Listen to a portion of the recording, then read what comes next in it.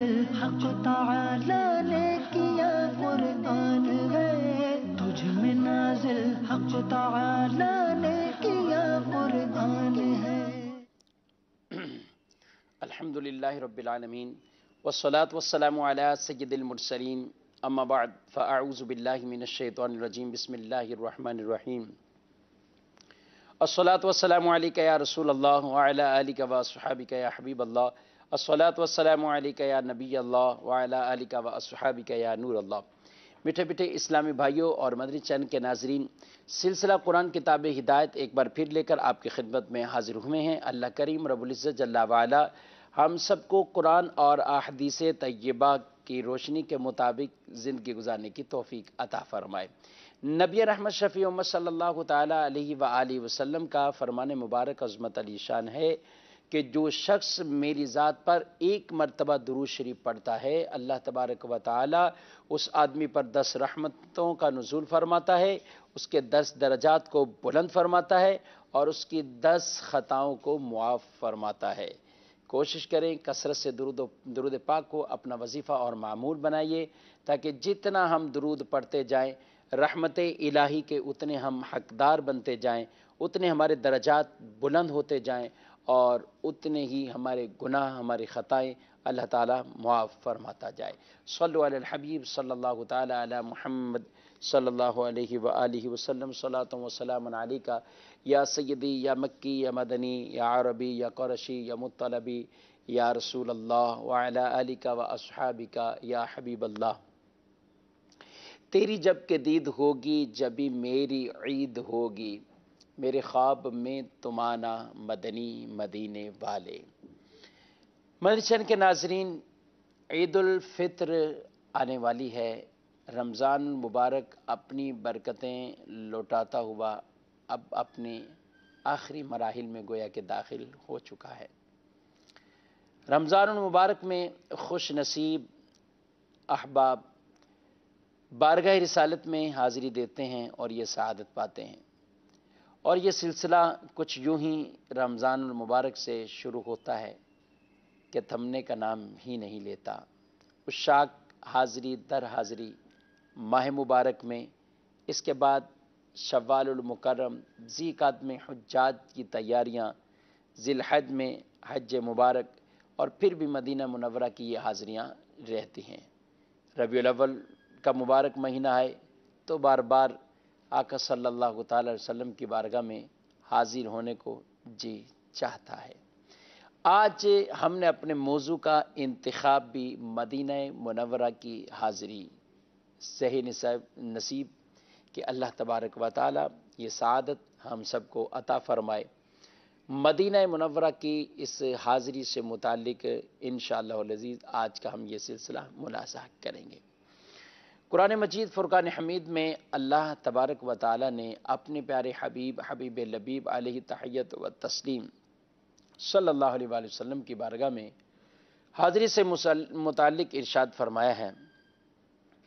بسم اللہ الرحمن الرحیم، وَلَوْ أَنَّهُمْ إِذ ظَلَمُوا أَنفُسَهُمْ جَاءُوكَ فَاسْتَغْفَرُوا اللَّهَ وَاسْتَغْفَرَ لَهُمُ الرَّسُولُ لَوَجَدُوا اللَّهَ تَوَّابًا رَحِيمًا۔ اگر لوگ اپنی جانوں پر ظلم کر بیٹھے اور اے محبوب آپ کے پاس آ جائیں اور یہاں کر اللہ سے معافی مانگیں، رسول بھی ان کے لیے سفارش فرما دیں، لَوَجَدُوا اللَّهَ تَوَّابًا رَحِيمًا، تو ضرور اللہ کو توبہ قبول کرنے والا اور رحم کرنے والا پائیں گے۔ یعنی اللہ تبارک و تعالی ارشاد کیا فرماتا ہے کہ اگر اے محبوب وہ اپنی جانوں پر ظلم کر بیٹھے اور آپ کی بارگاہ میں حاضر ہو جائیں، یہاں آ کر معافی مانگیں، یہاں آ کر استغفار کریں، لَوَجَدُوا اللَّهَ تَوَّابًا رَحِيمًا، اللہ ان کی توبہ کو قبول فرمائے گا، اللہ تبارک و تعالی ان پر رحم فرمائے گا۔ گناہ بخشنے اللہ عز و جل نہیں ہے، گناہ اللہ ہی معاف فرماتا ہے، استغفار اللہ کی بارگاہ میں ہی کی جاتی ہے، مگر اللہ تعالیٰ نے مغفرت کی یہ بشارت کہاں موقوف رکھی کہ اے محبوب آئیں آپ کے پاس اور یہاں کر معافی مانگیں، آپ کے پاس آ جائیں، معافی مانگیں، اللہ ان کی غلطیوں کو معاف فرما دے گا، رب ان کی خطاؤں کو معاف فرما دے گا۔ سبحان اللہ۔ نبی پاک علیہ السلام کی زندگی تو ایسی زندگی تھی کہ جو بھی گناہ ہو جائے، جو ظلم ہو جائے، اپنے آپ پر حاضری دیں، حضور ان کے لیے استغفار کریں اور معافی کی بشارت ہو۔ لیکن آقا دو جہاں صلی اللہ علیہ وسلم کے دنیا سے پردہ فرمانے کے بعد بھی یہ بشارت، یہ فضیلت اپنی جگہ پر قائم ہے۔ جی ہاں، نبی پاک صلی اللہ علیہ وسلم کو وصال فرمائے ابھی کچھ زیادہ عرصہ نہ ہوا تھا، تو آپ صلی اللہ علیہ وآلہ وسلم کی قبر انور پر، قبر مبارک پر ایک اعرابی حاضر ہوئے، اور وہ حاضری کے بعد کہنے لگے، یا رسول اللہ صلی اللہ علیہ وآلہ وسلم، آپ نے ہمیں پڑھایا تھا، ہم نے پڑھا، آپ نے سکھایا، ہم نے سیکھا، قرآن میں جہاں یہ حکم ہے وہاں یہ حکم بھی قرآن میں، اللہ رب العالمین فرما رہا ہے کہ اگر جانوں پر ظلم کر بیٹھے اور محبوب آپ کے پاس آ جائیں اور آپ ان کے لیے استغفار اور سفارش فرما دیں، اللہ تعالیٰ ان کی توبہ کو قبول فرمائے گا۔ یا رسول اللہ صلی اللہ علیہ وسلم، میں نے اپنی جان پر ظلم کر لیا ہے۔ قبر مبارک کی مٹی اٹھا کر وہ اپنے سر پر ڈالنے لگے اور کہتے ہیں، یا رسول اللہ، میں نے اپنی جان پر ظلم کر لیا ہے، اب آپ کے پاس حاضر ہو گئے۔ آپ صلی اللہ علیہ وآلہ وسلم کرم فرمائیے، میری اس مشکل کو آسان فرما دیں۔ صحابہ کرام علیہم رضوان کہتے ہیں کہ اس اعرابی کی یہ کلمات تھے اور وہ انداز تھا کہ مٹی اٹھا کر اپنے سر میں ڈالتے اور بارگاہ رسالت میں اسی آیت کا وسیلہ دے کر، اسی آیت کا حوالہ دے کر عرض کرتے ہیں۔ کہتے ہیں اتنے میں نبی پاک صلی اللہ علیہ وسلم کی قبر مبارک سے آواز آتی ہے، اے اعرابی جا، اللہ نے تیری مغفرت فرما دی ہے، اللہ نے تمہیں بخش دیا ہے۔ معاشر کے ناظرین، صحابہ کرام علیہم رضوان کے دور سے مسلمانوں کا یہ عقیدہ اور نظریہ رہا ہے کہ یہ آیت مبارکہ صرف زندگی کے ساتھ نہیں تھی، بلکہ زندگی کے بعد بھی، حیات طیبہ کے بعد بھی یہ آیت مبارکہ پر ویسے ہی عمل ہے جیسے آپ صلی اللہ علیہ وسلم کی زندگی میں تھا۔ اور وہ اصحاب یہ عقیدہ اور نظریہ رکھتے تھے اور اسی وجہ سے بار بار بارگاہ رسالت میں حاضری دیا کرتے تھے کہ رسول اللہ صلی اللہ علیہ وسلم کے پاس آئیں، ہم کسی پتھر کے پاس نہیں آئے کہ ہمیں فائدہ حاصل نہ ہو، ہم اس ہستی کے پاس آئیں، اس ہستی کی بارگاہ میں آئیں جہاں سے ہمیں دنیا کا بھی فائدہ حاصل ہو اور آخرت کا بھی فائدہ حاصل ہو۔ رسول اللہ صلی اللہ علیہ وسلم جس جگہ پر آرام فرما ہے، یاد رکھیے، نبی پاک صلی اللہ تعالی علیہ وآلہ وسلم جس جگہ پر آپ آرام فرما ہیں اور آپ کا جسم مسعود جس زمین کی مٹی کے ساتھ مس ہوا ہے، اسے ہی روضہ کہا جاتا ہے۔ اور یہ جگہ جسے یہ روضہ کہا جاتا ہے، روضہ رسول کہا جاتا ہے صلی اللہ علیہ وسلم، یہ جگہ اتنی مبارک جگہ ہے کہ یہ کعبہ، بیت المعمور، عرش اور کرسی بلکہ جنت سے بھی افضل اور اعلی جگہ ہے۔ کیوں؟ کیونکہ کائنات کے والی آقا دو جہاں صلی اللہ علیہ وآلہ وسلم کا جسم مبارک، جو جسم مسعود، جسم معطر، جو تمام چیزوں سے ان مخلوقات میں سے سب سے افضل ہے، اعلیٰ ہے، اور وہ مبارک جسم اس جگہ کے ساتھ مس ہوا ہے۔ کعبہ کو نسبت ہے، بیت المعمور کو نسبت ہے، عرش کو نسبت ہے، یہ ساری چیزیں اپنی جگہ ہیں۔ جنت اللہ کی بنائی ہوئی بہت اعلیٰ نعمت ہے، لیکن جس محبوب کی ہم بات کر رہے ہیں وہ قاسم جنت ہے، وہ مالک جنت ہے۔ کعبہ بہت عظمتیں رکھتا ہے، مگر جس محبوب آقا صلی اللہ علیہ وسلم کی ہم بات کر رہے ہیں تو کعبہ انہی کے صدقے اللہ نے عطا فرمایا ہے، کعبہ انہی کی دعا کے صدقے اللہ نے عطا فرمایا ہے۔ تو ان کا مبارک جسم جہاں مس ہے وہ جگہ تمام ان چیزوں سے افضل ہے، تمام ان چیزوں سے اعلیٰ ہے۔ مدینہ منورہ نبی پاک صلی اللہ علیہ وسلم کا وہ مبارک شہر ہے کہ جب آقا صلی اللہ علیہ وسلم ہجرت کر کے مکہ سے مدینے کی طرف گئے تو آپ نے دعا مانگی، اور دعا کے کلمات یہ تھے کہ اے اللہ مجھے ساری زمین سے جو محبوب ترین جگہ ہے وہ یہی مکہ مکرمہ ہے۔ اے اللہ اب تو مجھے ایسی جگہ کی طرف لے جا جو تیرے نزدیک سب سے محبوب ہو، جو تیرے نزدیک سب سے پسندیدہ ہو۔ تو آپ مدینہ منورہ کی طرف ہجرت کر کے جاتے ہیں۔ جی ہاں مدنی چینل کے ناظرین، جب ہمارے پیارے رسول صلی اللہ علیہ وسلم مدینہ منورہ جاتے ہیں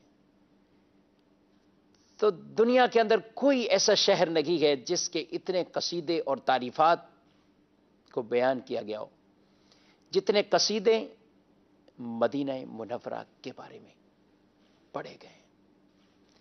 جس زبان کو دیکھتے ہیں ہر زبان میں اس شہر کے قصیدے ہمیں ملتے ہیں، عربی میں آئیں، فارسی میں آئیں، اردو میں آئیں، زبانیں، کئی زبانیں،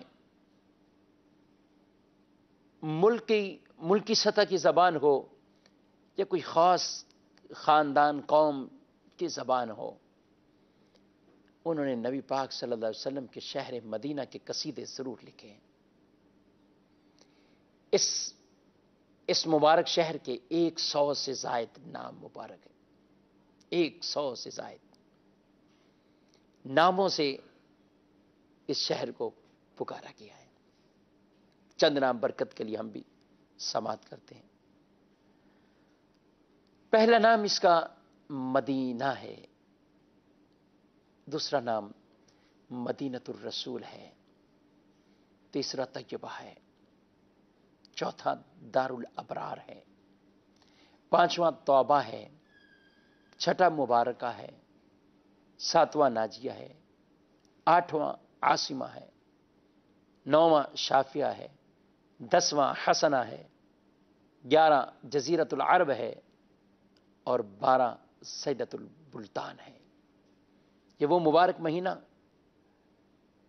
کہ جس کے 100 سے زائد ناموں کو بیان کیا گیا، اور میرے آقا صلی اللہ علیہ وسلم جب اس میں تشریف لے کر گئے، یہ مہینہ، یہ شہر مبارک جس کو اس قدر ناموں سے تعبیر کیا گیا، یاد رکھیں اس سے پہلے اس کو یثرب کہا جاتا تھا، لیکن جب یثرب یعنی پریشانیوں کی جگہ، لیکن جب میرے آقا صلی اللہ علیہ وسلم گئے تو پھر یثرب کہنے کی ممانعت ہو گئی، مدینہ ہی مدینہ ہے۔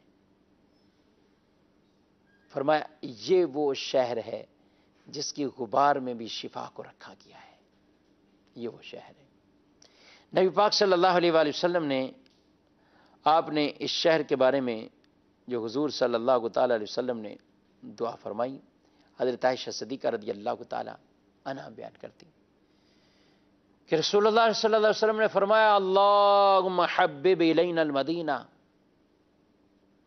اے اللہ ہمیں مدینہ بہت محبوب کر دے، مدینہ سے ہمیں ہماری محبت ایسی کر دے، کحبنا مکہ او اشد، جیسا کہ مکہ سے ہماری محبت ہے، مدینے کی محبت کو اس سے بھی زیادہ فرما دے، مکے سے بھی زیادہ مدینے کی محبت کو فرما دے۔ وصححھا لنا، اور اس مدینے کی آب و ہوا کو ہمارے لیے درست اور صحیح فرما دے. وبارک لنا فی ساعنا، اور اس کے سا میں ہمارے لیے برکت عطا فرما. اور فرمایا رب العالمین، اور یہاں کے بخار کو منتقل کر کے جحفہ کی طرف بھیج دے، یعنی مدینہ منورہ کی تکالیف کو دور مدینے سے کر دے، اور مدینے کی آب و ہوا ہمارے لیے تندرستی کا باعث بن جائے، صحت کا باعث بن جائے.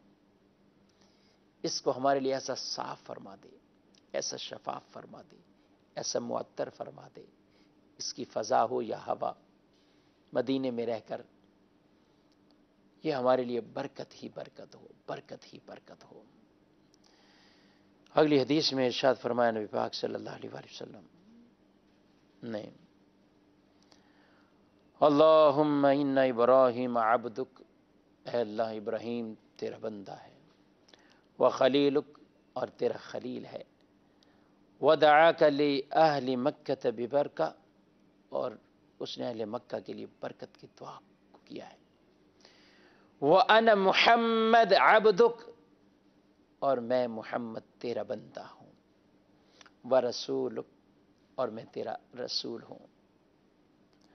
وَإِنِّي أَدْعُوكَ لِأَهْلِ الْمَدِينَةِ، اور میں برکت کی دعا کرتا ہوں اہل مدینہ کے لیے. ابراہیم علیہ السلام نے مکے کے لیے دعا کی، اے اللہ میں مدینے کے لیے دعا کرتا ہوں، ان تبارک لهم فی صاعهم ومدهم مثل ما بارکت لأہل مکہ واجعل مع البرکت برکتین. اور فرمایا اے اللہ اہل مدینہ کے لیے ان کے سا اور ان کے مد، یہ پیمانے ہیں، ان میں برکت عطا فرما. اس کی مثل برکت عطا فرما جو تو نے برکت عطا فرمائی ہے اہل مکہ کے لیے، مکہ کے رہنے والوں کے لیے. اور اس برکت کے ساتھ ایک اور برکت بنا دے، یعنی جتنی برکتیں ابراہیم علیہ السلام کی دعا پر تو نے مکہ مکرمہ میں نازل فرما دی گئیں، اے اللہ اس کو ڈبل برکت والا بنا دے، مدینے کو ڈبل برکت والا بنا دے، اس کی برکتوں میں اضافہ فرما دے. ایک اور حدیث حضرت ابو ہریرہ رضی اللہ تعالی عنہ سے مروی ہے کہ نبی پاک صلی اللہ علیہ وسلم نے، جب لوگ شروع میں پھل دیکھتے تو اسے رسول اللہ کی خدمت میں لے کر آتے، اور جب حضور اس پھل کو لیتے تو پھر آپ دعا کرتے، اللہم بارک لنا فی ثمرنا وبارک لنا فی مدینتنا وبارک لنا فی صاعنا وبارک لنا فی مدنا.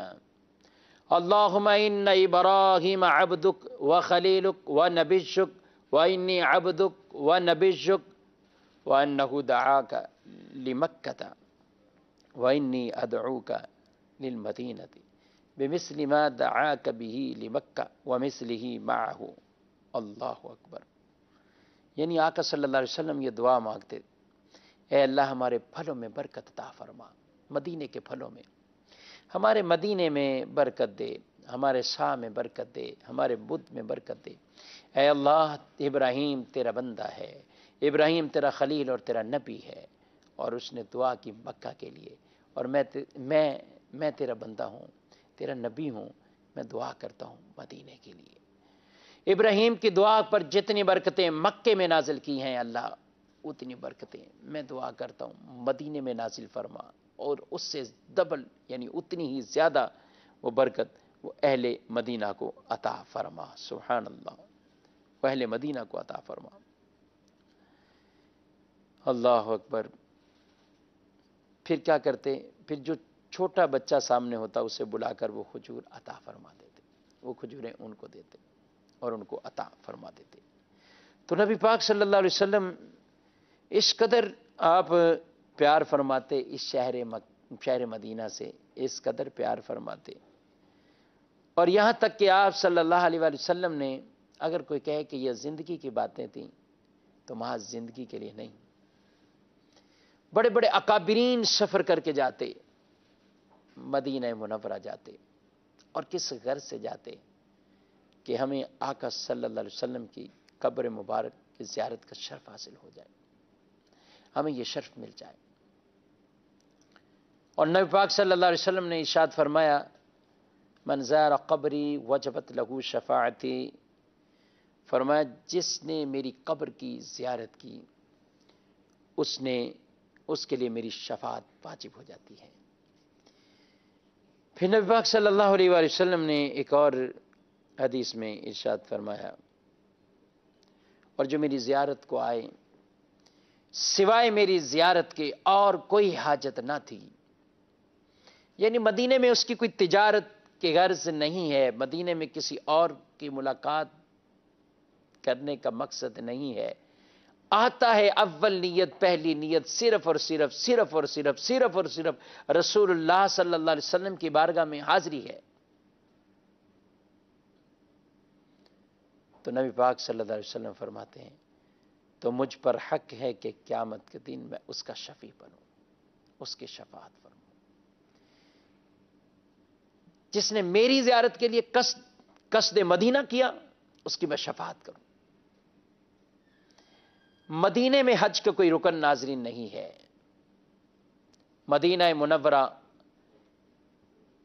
عبادات عمرے کی ہوں یا حج کی، یہ سارے معاملات حرم کعبہ میں رکھے گئے، منا و عرفات بھی ادھر،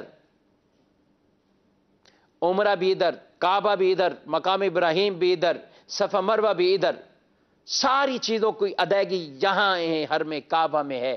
مدینے میں کوئی حج کا رکن نہیں ہے، مدینے میں کوئی عمرے کا رکن نہیں رکھا، اگر رکھا ہوتا تو پھر لوگ کہتے ہیں ہاں چونکہ ہمارا عمرہ نہیں ہو رہا اس لیے ہم جا رہے ہیں، چونکہ ہمارا حج نہیں ہو رہا اس لیے ہم جا رہے ہیں۔ لیکن مدنی چینل کے ناظرین، مدینے میں جو بلایا ہے وہ محض محبت کی بنا پہ بلایا گیا۔ میرے آقا صلی اللہ علیہ وسلم نے ارشاد فرمایا، من حج فلم یزورنی، جو حج کرے میری زیارت کو نہ آئے فقط جفانی، جفا کی مجھ سے۔ ایسا امتی وہ مکے سے ہو کر ہی واپس آ جائیں، اللہ اکبر۔ اعلیٰ حضرت تو فرماتے ہیں حاجیو آؤ آؤ شہنشاہ کا روزہ دیکھو، کعبہ تو دیکھ چکے اب کعبے کا کعبہ دیکھو، اب کعبے کا کعبہ دیکھو۔ نبی پاک صلی اللہ علیہ وسلم کے روزے مبارک کی قصد کر کے نیت کر کے آپ کے روزے پر حاضری دیتے، اور ابھی نہیں۔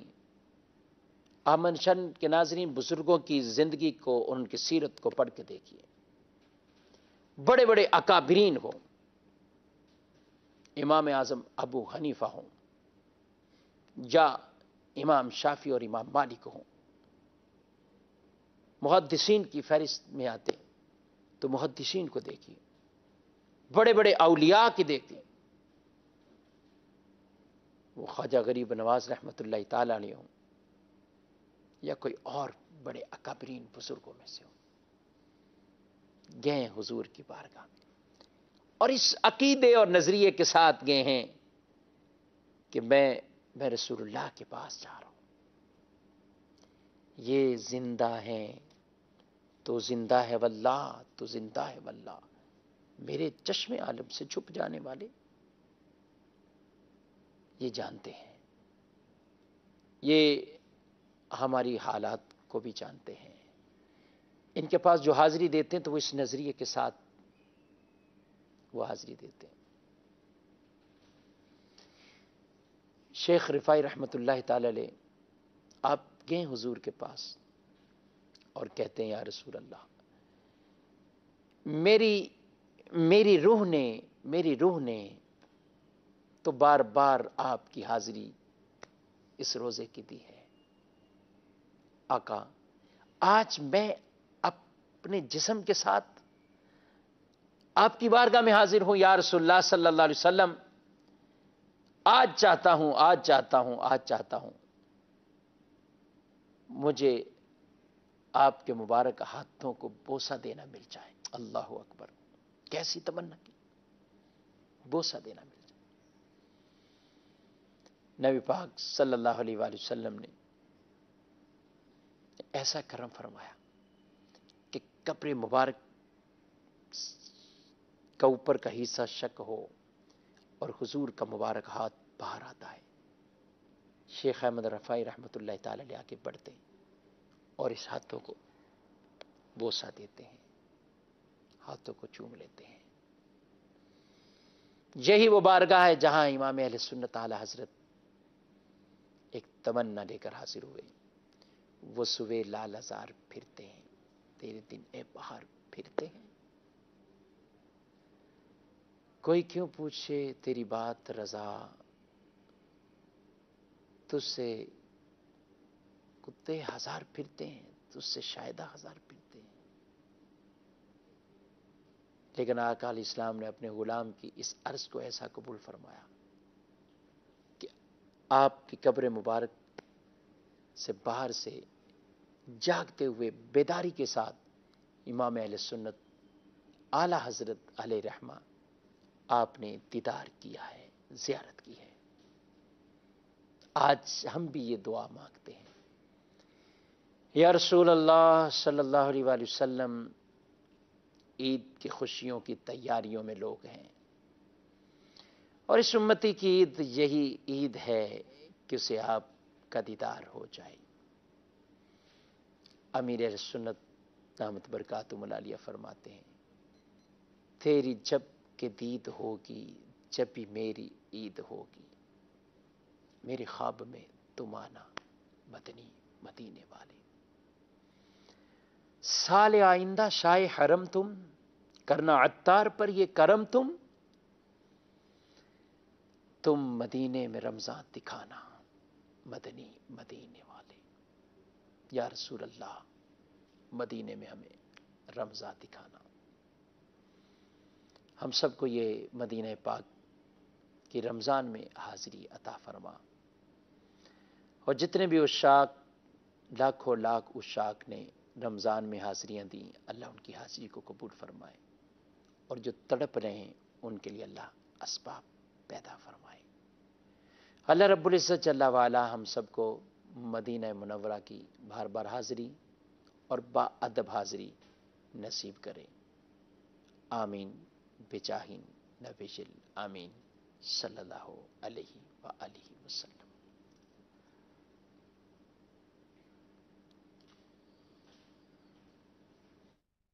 صدقے جاؤں رمضان تو عظیم و شان ہے، تجھ پہ صدقے جاؤں رمضان تو عظیم و شان ہے. تجھ میں نازل حق تعالی